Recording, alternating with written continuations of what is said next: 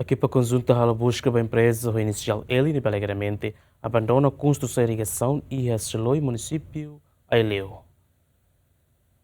Equipa conjunta Comissão Anticorrupção retan apoio husi Polícia Nacional Serviço Investigação Criminal tersane executa mandado husi Tribunal Judicial Primeira Instância Dili com número único crime mamuk ida tolu bararon resen 5.KTL hodihalo busca no apreensão ba empresa ho inicial L ni edifício iha Vila Verde no residência iha Tibar tambah alegadamente comete crime participação economia negócio nebe previsto iha artigo valor resinen Código Penal Timor-Leste no fraude construção nebe mak previsto iha artigo sianu resinen iha lei número hitu bararing roruanulo lorong resinen bulan Agosto com medidas prevenção no combate corrupção. Tuir informação nebe iha companhia retam fiar husi governo hodihalo construção irrigação iha seloi município Aileu orçamento 1 milhão ida mas be companhia la finaliza no abandona hela projeto ne. Iha busca equipa conjunta recolhe outro documento sira husi companhia no mostra empresário ba edifício CAC hori submete ba processo de identificação advogado privado Cansio Freitas ateten iha processo nia cliente pronto a coopera ho governo.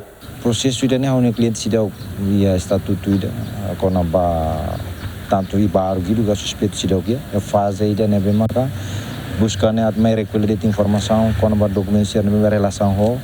crime ne maka ko encolhendo. Nebe agora né sidau kia ma hone cliente sidau ia fase ida tama bahia tanto suspeito tanto bahia be arguido. Dena o sidau bele hatene kata ia caso aí liuga caso ia meraga caso nebe itala tenta uma companhia ala atividade barak memang ka itiro katen mebe ite cumpre det maka busca domiciliar nebe maka tribunal notifica mais sai dia 30 de julho e o polícia será ser no serviço e a prazo legal nela tá tuir lei tem que comprar